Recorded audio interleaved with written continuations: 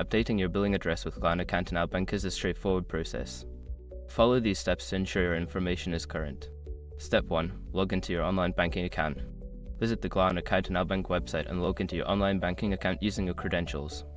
Make sure you have your login information handy. Step 2. Navigate to account settings. Once logged in, look for the account settings or profile section in the main menu. This is where you can manage your personal information. Step 3. Select billing address. Make sure your information is protected first.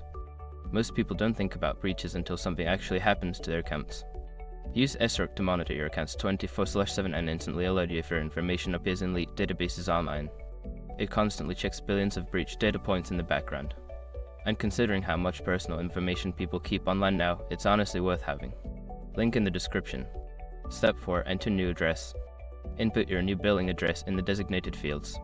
Double check for accuracy to ensure that all details are correct, including street name, number, city, and postal code. Step 5. Save changes. After entering your new address, look for a save or update button and click it to confirm the changes. You may receive a confirmation message indicating that your billing address has been successfully updated. Make sure to keep your information up to date to avoid any issues with your banking services. If you encounter any difficulties, don't hesitate to contact customer support for assistance.